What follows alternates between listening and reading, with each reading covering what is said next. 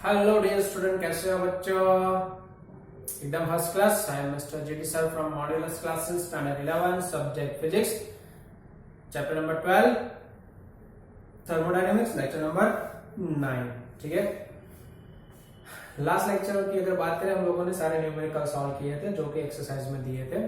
आज हम लोग डिस्कस करने वाले हैं जेईई नीट से रिलेटेड कुछ थ्योरी है इसके बारे में। ठीक है, सिर्फ और सिर्फ थ्योरी के बारे में डिस्कस करेंगे। कौन सा फॉर्मूला कहां से होगा, किस तरीके से अप्लाई होगा और कैसे कैसे न्यूमेरिकल जेईई में पूछे जाते हैं। ठीक है, बाकी के जो न्यूमेरिकल है वो हम लोग चैप्टर नंबर 13 कंप्लीट हो जाए और उसके बाद डिस्कस करेंगे। क्यों ऐसा होगा? क्योंकि चैप्टर नंबर 11, 12, 13 थोड़े से कंबाइन, 12 और 13 तो जनरली कंबाइन ही पूछते हैं।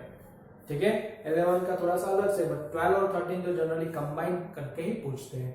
ठीक है, तो जैसे चैप्टर नंबर 13 कंप्लीट होगा, हम लोग उसके बाद थर्मोडायनेमिक्स से रिलेटेड जितने भी जेईई नीट्स के क्वेश्चन है वो सारे के सारे डिस्कस करेंगे। ठीक है, तो चैप्टर 11, 12 और 13 तीनों का कंबाइन करके हम लोग डिस्कस करेंगे। आज हम लोग डिस्कस करेंगे थोड़ा सा है, ठीक है, ज्यादा बड़ा नहीं है, बट हम लोग थोड़ा सा डिस्कस करेंगे। ज्यादा टाइम भी मैं नहीं लेने वाला आपका। ठीक है, मुझे पता है आप लोगों को और भी कई सारे काम हो गए। ठीक है ना, चलिए फिर डिस्कस करते हैं। हम लोगों ने तीन चीज निकाली थी, भाई सीपी, ठीक है, सीवी, आर और एक गैमा, चार चीजें। ठीक है, सीवी मीन्स की molar specific heat at constant pressure, CV means molar specific heat at constant volume, R means gas constant और gamma means P raise to gamma में आया था। ठीक है ना, गैस इंडेक्स। ठीक है, it is the ratio of gamma means क्या होगा? Gamma means it's the ratio of specific heat, ठीक है, कांस्टेंट प्रेशर और कांस्टेंट वॉल्यूम। गामा की वैल्यू इस तरीके से आपको मिल गई। अब इन तीनों का थोड़ा सा कंबाइन करके कई बार पूछते हैं। ठीक है, मान लीजिए कि मेरे पास दो अलग अलग गैस है। ठीक है, ये हो गया गैस ए, ठीक है, ये हो गया यहाँ पे गैस पार्टिकल बी। ठीक है, इसके सीपी की वैल्यू है Cp2, Cv2, γ2, number of mole N2। ठीक है, आर तो भी दोनों के लिए सेम ही होगा। यहाँ पे Cp1, Cv1, γ1, number of mole N1 है। ठीक है, तो अगर मुझे इन दोनों को अगर मैं मिक्स कर रहा हूं, ठीक है, सपोज करिए कि ये हो गया मिक्सचर ऑफ ए बी। ठीक है, ये हो गया मिक्सचर ऑफ ए बी। ठीक है, मतलब मोल तो ऐड हो गए N1 plus N2, but CP mix, CV mix, gamma की वैल्यू क्या होगी वो मुझे कैलकुलेट करना है। ठीक है, देखिए एकदम यहाँ से बढ़िया तरीके से ध्यान दीजिए क्योंकि इसी के बेस्ड कई सारे न्यूमेरिकल जेईई नीट में डायरेक्ट पूछते हैं। ओके, चलिए आगे बढ़ते हैं। फिर हम लोग डायरेक्ट फॉर्मूला है CP mix is equal to क्या होगा? तो Cp mix is equal to N1 Cp1 plus N2 Cp2 divided by N1 plus N2। ठीक है, okay, Cv mix is equal to क्या होगा? तो N1 Cv1 plus N2 Cv2 divided by N1 plus N2। अब आपके दिमाग में चल रहा होगा कि क्या 1 इंटू N1 होगा? नहीं, यहाँ पे थोड़ा सा अलग है। क्यों ऐसा है देखते हैं हम लोग। देखिए भाई, गामा इज इक्वल टू, एक इक्वेशन हम लोग पढ़ चुके थे, Cp minus Cv is equal to R, याद है सबको? ओके, चलिए मैं इसको Cv से डिवाइड करता हूं। ठीक है,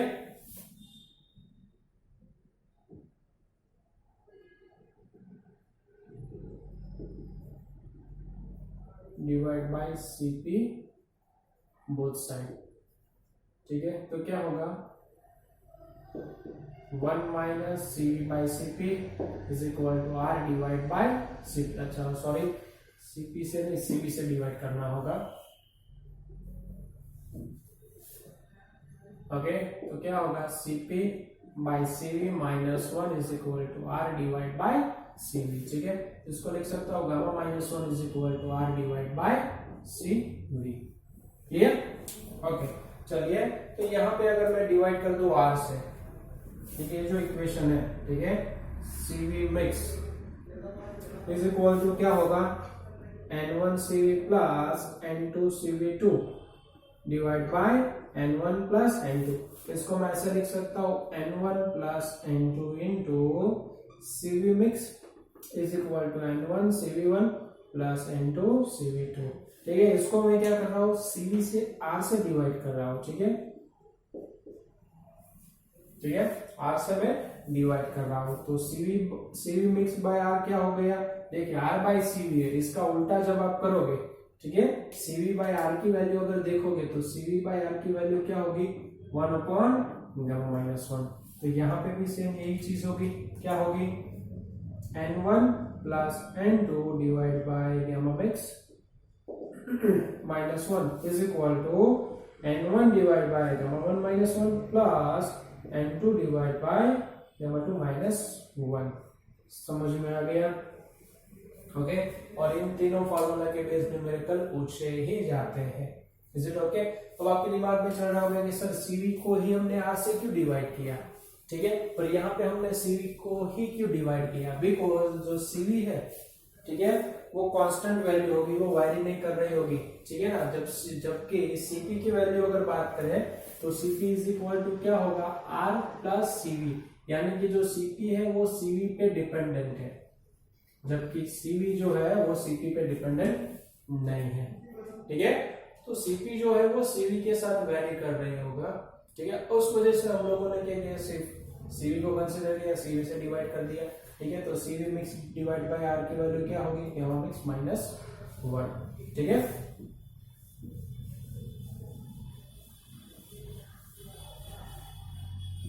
ओके, दिमाग में बैठ गया। तो इससे रिलेटेड कई बार न्यूमेरिकल पूछे गए भी है। ठीक है, इससे रिलेटेड तो शायद ये है ट्रिपल 2012 या 2010, दो में से कोई एक ईयर है, उसमें पूछा गया था इसके बेस्ड न्यूमेरिकल। ठीक है, इज इट ओके? चलिए जल्दी से इसका स्क्रीनशॉट ले लीजिए, जल्दी से इसका स्क्रीनशॉट ले लीजिए।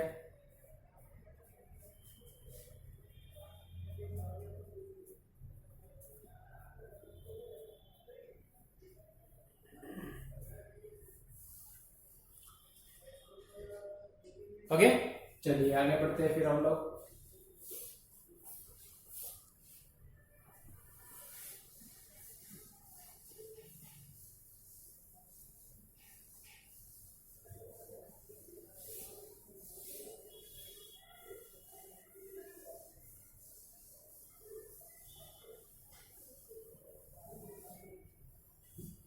कई बार इस तरीके के न्यूमेरिकल आते हैं। ठीक है, ऐसा न्यूमेरिकल आते हैं कि जो टेम्परेचर है वो वॉल्यूम के ऊपर कुछ इस तरीके से डिपेंडेंट है, 3/2। ठीक है, कुछ ऐसा दिया होगा, या 5/2 इस तरीके से। टेम्परेचर और वॉल्यूम के बीच में कुछ ऐसा रिलेशन है। ठीक है, -3/2, चलिए इस तरीके से कुछ दिया हुआ है। ठीक है, और साथ में दिया होता है कि भाई ये एडियाबैटिक प्रोसेस है।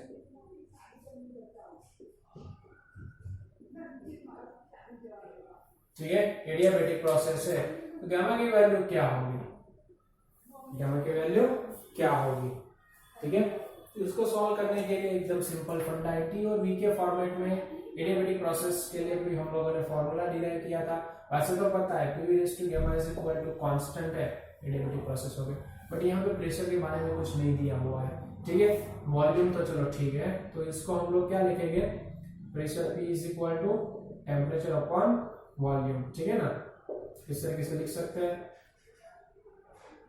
Directly proportional to. ओके, चलिए तो ये हो गया TV raise to gamma minus 1 is equal to C, but यहाँ पे तो कुछ नहीं दिया है। चलिए इसको कुछ ऐसा बनाते हैं, इसको लिख सकते हैं T is equal to C V raise to -3/2। चलिए इसको यहाँ पे आने दीजिए, तो TV माइनस है मतलब डिवाइड बाय होगा। ठीक है ना, माइनस का मतलब डिवाइड बाय 3/2, यहाँ पे आएगा तो 3/2 which is equal to constant. देखिए दोनों सिमिलर हो गए, तो मैं लिख सकता हूँ कि gamma -1 is equal to 3/2। Gamma is equal to क्या होगा, 1.5 plus 1 which is equal to 2.5। ऐसे भी न्यूमेरिकल कई बार पूछे जाते हैं। क्लियर, और ग्राफ के बेस भी कई बार न्यूमेरिकल आते हैं। देखिए यहाँ पे तो ये सिंपल फंडा था कि भी समझ में आ गया। ठीक है, अब कई बार P वर्सेस V का ग्राफ है तो हम लोग इजीली कैलकुलेट कर सकते हैं कि भाई क्या हो रहा है। ठीक है, जैसे DEF है, वर्क डन चाहिए तो work done is equal to क्या होगा, 1/2 df इंटू EF। चलिए वर्क डन मिल गया। अब मुझे बताना है कि सपोज करिए कि जो यहाँ पे हीट एडिशन हो रहा है, ठीक है ना, हीट एडिशन हो रहा है कि कांस्टेंट प्रेशर पे, ठीक है, हीट एडिशन हो रहा है सपोज करिए कांस्टेंट प्रेशर पे, यानी कि यहाँ पे हीट सप्लाई, वो मुझे कैलकुलेट करना है। तो कैसे कैलकुलेट करेंगे आप, ठीक है, यहाँ पे कुछ वैल्यू गिवन होगी, वॉल्यूम भी दिया होगा, ठीक है। तो हीट एडिशन कब हो रहा है, heat supply at a constant pressure, ठीक है।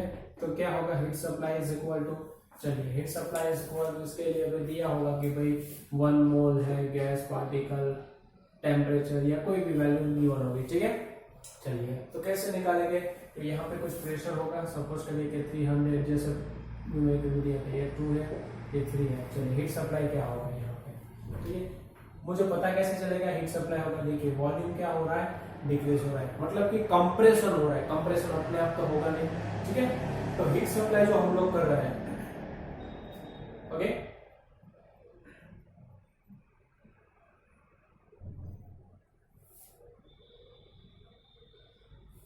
कांस्टेंट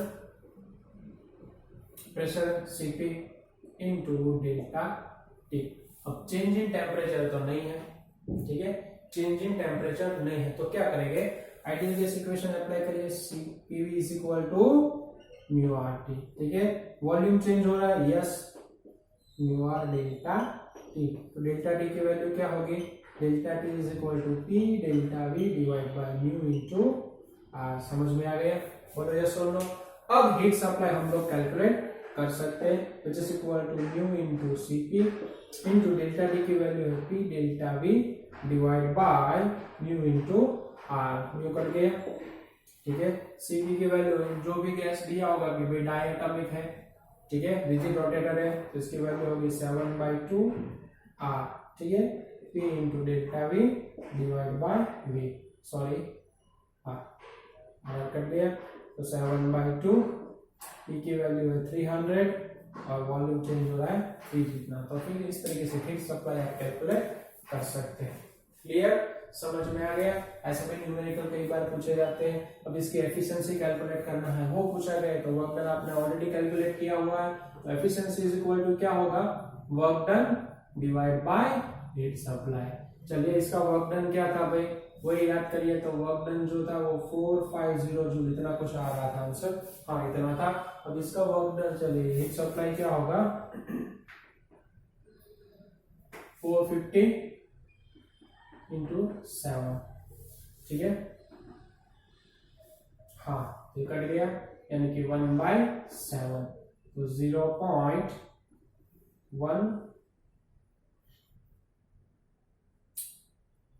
4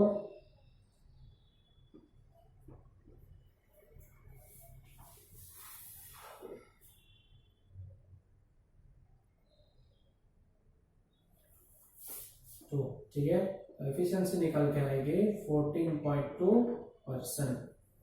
क्लियर, ऐसे भी न्यूमेरिकल पूछे जाते हैं। इज इट ओके, बोलो यस और नो, कोई डाउट है?